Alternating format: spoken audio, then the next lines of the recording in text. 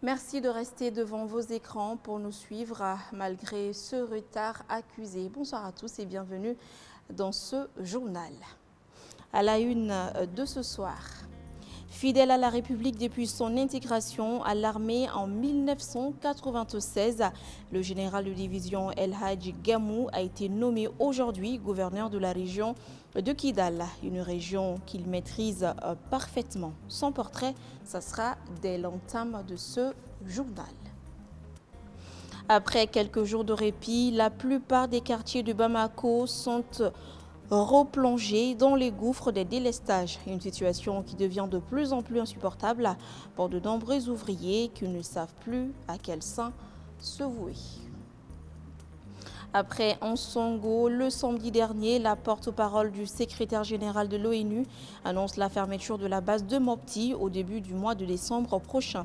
Cette fermeture mettra fin à l'étape de retrait qui sera suivie de la phase de liquidation des sites restants à Tombouctou, Gao et Bamako. Cette dernière étape débutera le 1er janvier 2024 pour 18 mois. Et voilà donc pour les sommaires. Bienvenue si vous nous rejoignez. Le président de la transition nigérienne demain à Bamako. Le président de la transition nigérienne va effectuer demain une visite de quelques heures à Bamako. Le général Abdourahmane Tchiani arrive dans la capitale malienne en début de matinée vers 9 h plus précisément et s'envolera pour Niamey aux environs de 15 h. Il aura des discussions avec son homologue malien, le colonel Assimi Goïta, à Koulouba. Les pourparlers porteront sur la coopération entre les deux pays en proie aux attaques terroristes. Le président nigérien attendu donc à Bamako demain.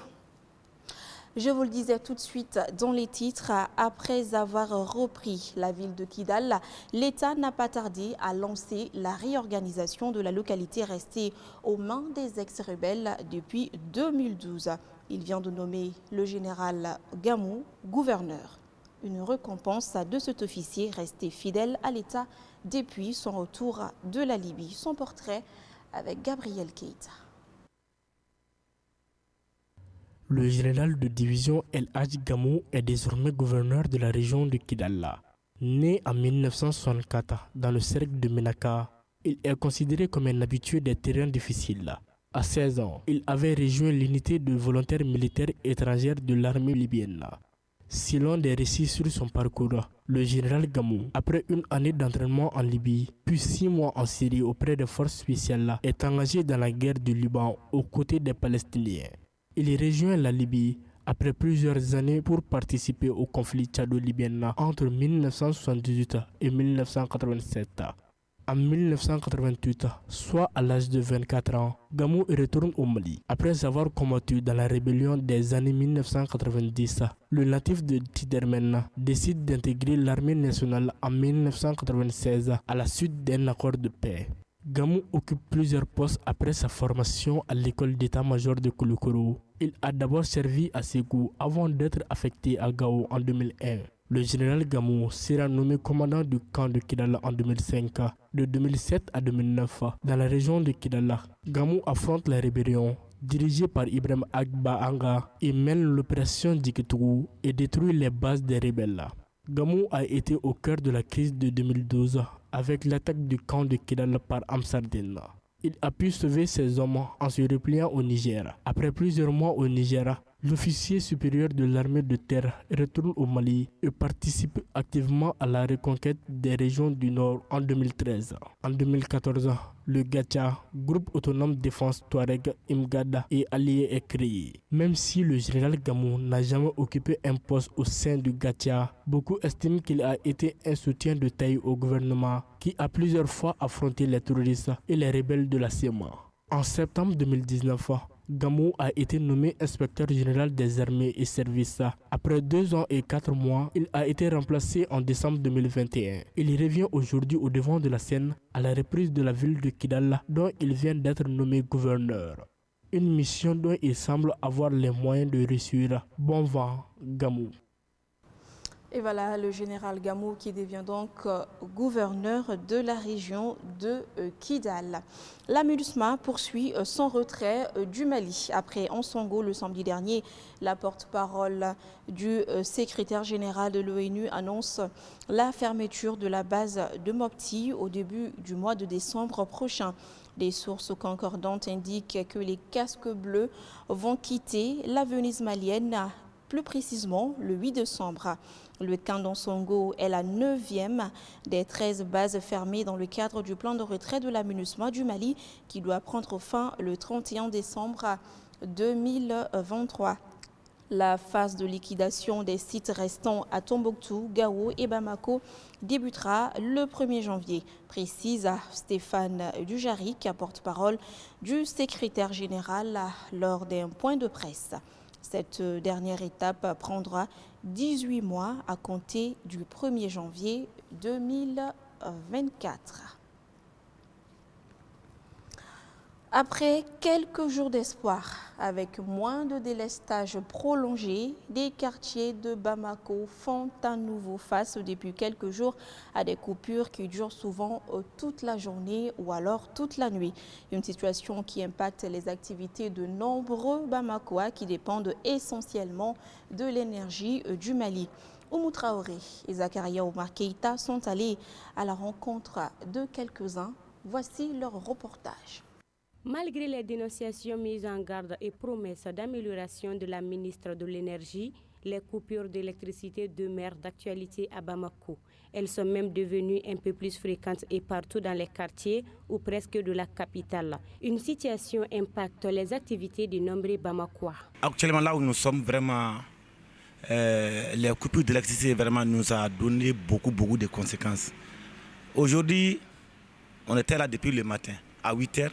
Il n'y a pas eu d'électricité. Jusqu'à présent, pas d'électricité. Donc il y a des marchés qui sont interrompus. Il y a les gens même qui sont prêts même à nous convoquer à cause de l'argent. Parce que s'il y a l'argent et que le travail n'est pas fait, donc qu'il revient le client, il va s'énerver. Pourquoi il est énervé? Parce qu'il n'a pas eu son travail. Alors nous aussi, on a concentré sur quoi? Sur l'électricité. S'il n'y a pas de quoi, il n'y a pas de travail. Bon, on est là.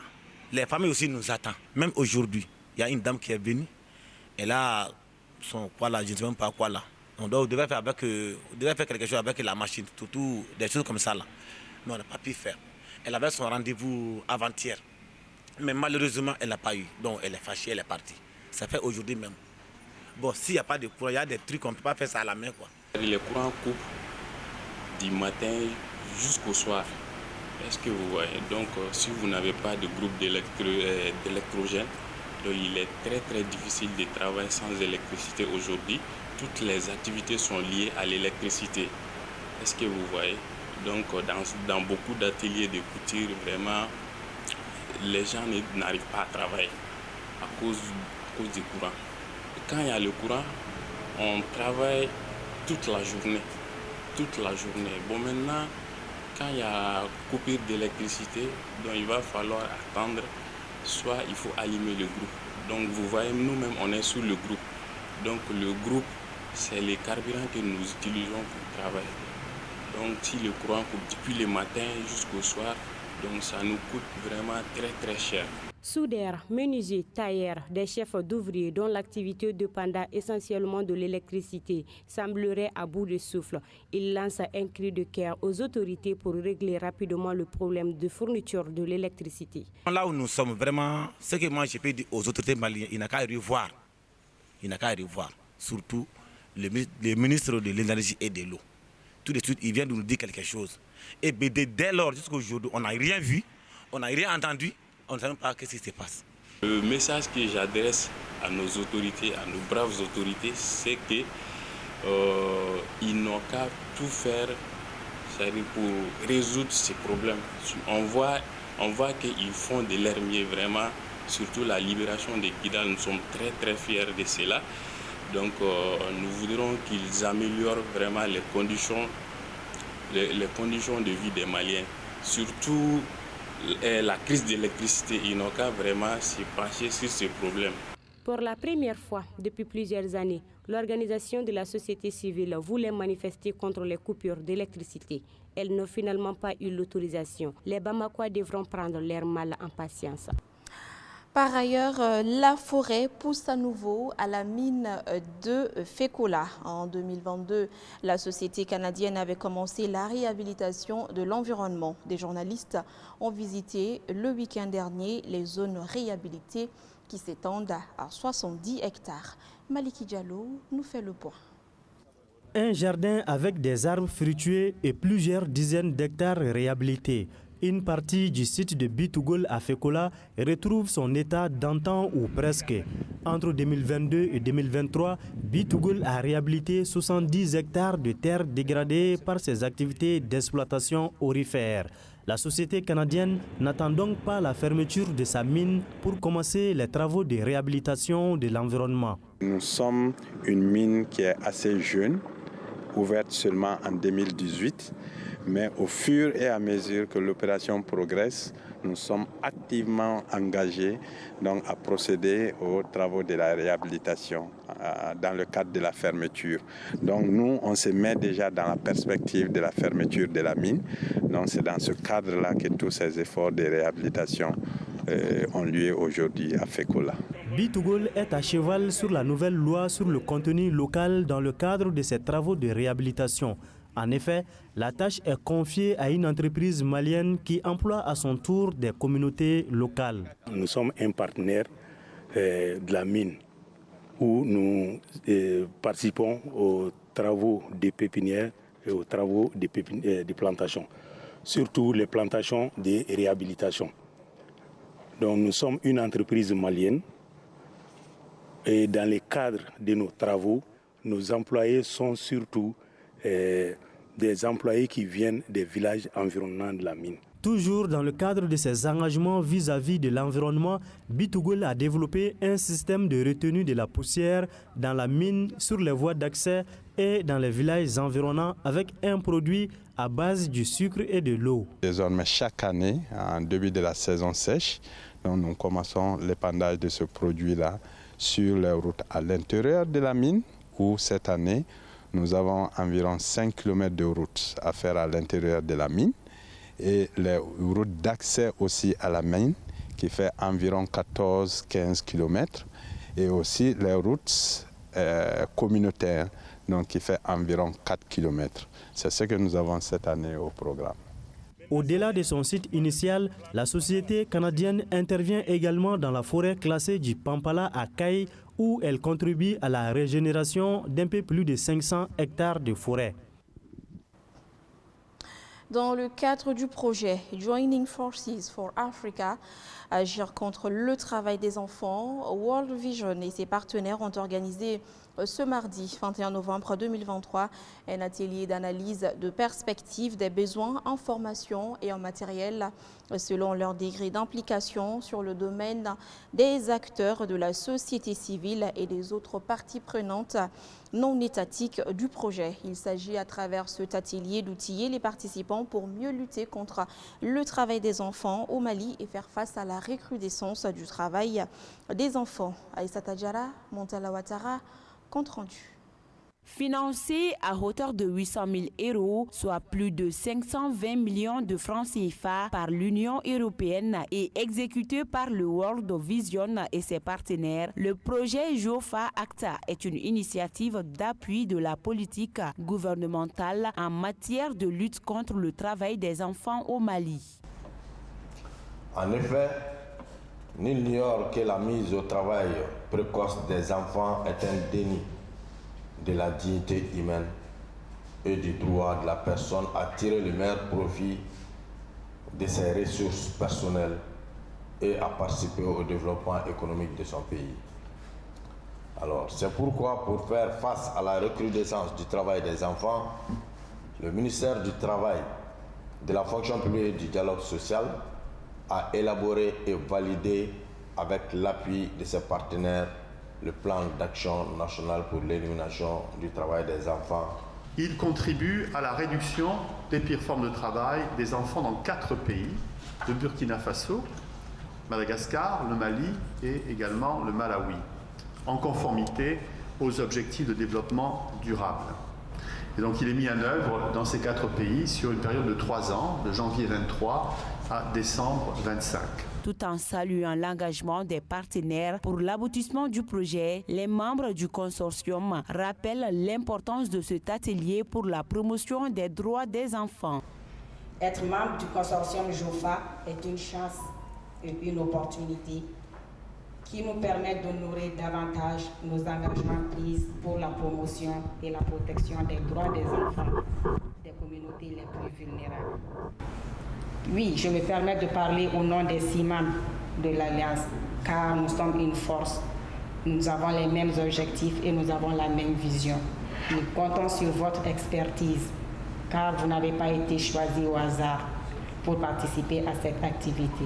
À noter que cet atelier de formation pour la promotion des droits des enfants au Mali se tient du 21 au 24 novembre 2023. Le projet Jofa Act sera mis en œuvre dans les régions de Kaï, Sikasso et les districts de Bamako.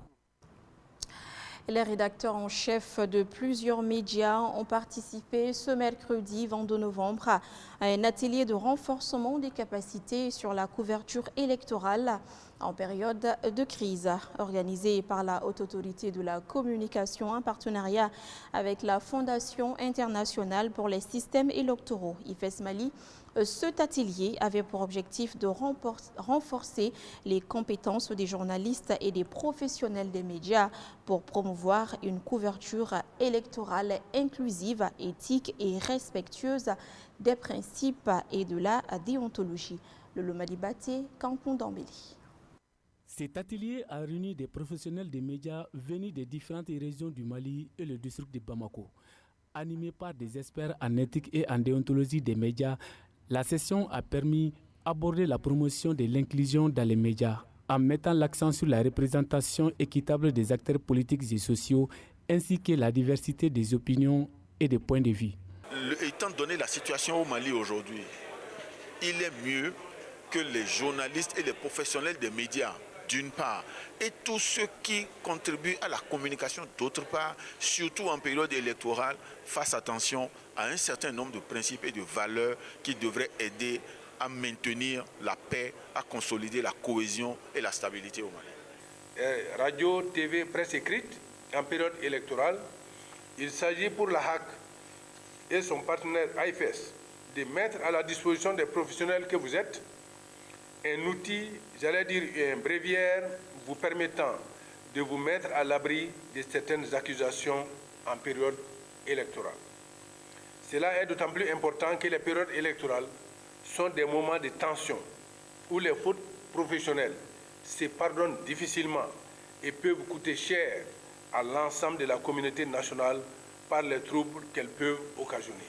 Une initiative saluée par les participants comme une occasion unique d'améliorer leurs compétences professionnelles et de renforcer leur compréhension des enjeux liés à l'inclusion, à l'éthique et à la déontologie dans les médias en période électorale.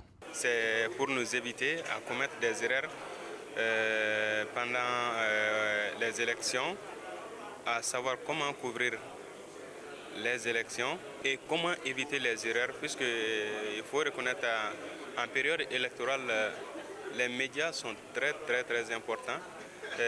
Ce qu'ils disent peut être très sensible. Donc il faut tout faire pour éviter des erreurs. Les erreurs ne sont pas du tout pardonnables en ces moments-là. Donc pour éviter cela, il sera mieux de renforcer la capacité des journalistes à mieux aborder ces moments. Cet atelier recommande donc aux médias d'avoir un code de bonne conduite lors des échanges électoraux. À la demande du personnel, le comité syndical des directions des finances et du matériel du ministère de l'Agriculture et du ministère de l'Élevage et de la Pêche a animé ce mardi un point de presse dans la cour de la direction des finances et du matériel. Le comité syndical revendique auprès des autorités compétentes l'annulation de l'abrogation de la nomination de la directrice des finances et du matériel du ministère de l'Agriculture en la personne de Mme Doumbia Aïssata Dalila Konati. Pour plus de précisions, je vous propose ici de suivre Bablin Keïta. Il est le secrétaire général du comité syndical et il s'exprime ici au micro de Amadou Dia.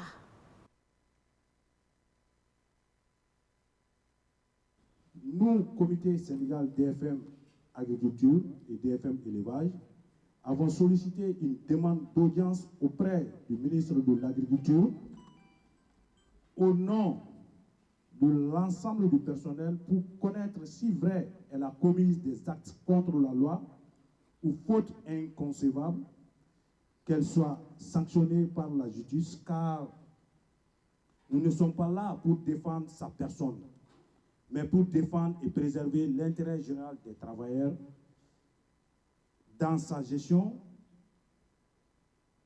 que nous reconnaissons juste et favorable pour nos conditions de travail et le bon fonctionnement du service. Malheureusement, nous n'avons pas pu rencontrer le ministre par l'audience accordée et confirmée par son secrétaire particulier pour aujourd'hui, mardi le 21 novembre 2023, à partir de 10h dans son cabinet. Nous avons été reçus par sa conseillère technique chargée de la question du genre pour les négociations. Enfin, nous nous sommes retirés car l'audience avait été adressée pour rencontrer le ministre de l'Agriculture. Nous voulons notre directrice pour un temps, mais pas pour l'éternité. Nous voulons notre directrice pour terminer les projets qu'elle a commencés pour la sécurité et les conditions de travail justes et favorables du personnel travailleur de la direction des finances et du matériel du ministère de l'Agriculture, bonnes œuvres et les travaux réalisés par la personne de Madame la directrice des finances et du matériel du ministère de l'Agriculture, savoir l'appui au traitement des dossiers pour l'octroi des primes et de risques de travail trimestriels issus d'avance de la revendication de la coordination des DFM, des comités syndicaux de DFM, DRH, des CPS. En tant que syndicat, nous sommes des lanceurs d'alerte et des vigiles de notre direction. Le devoir de vigilance, nous sommes obligés, car détenons beaucoup d'informations des dossiers internes. Nous ne contestons pas la décision des plus hautes autorités, mais nous lançons des alertes pour sauvegarder l'intérêt général et collectif du personnel de travail de la direction des finances et du matériel du ministère de l'Agriculture. Et voilà, ce journal est terminé. Merci à tous ceux qui ont contribué à sa réalisation, du rédacteur en chef, au monteur, au sonnier, au chef d'édition, à la réalisatrice. Merci beaucoup à vous aussi de l'avoir suivi. Demain, vous serez avec Emmanuel Koulibaly. Et quant à moi, je vous retrouve très bientôt. Prenez bien soin de vous. Bonsoir.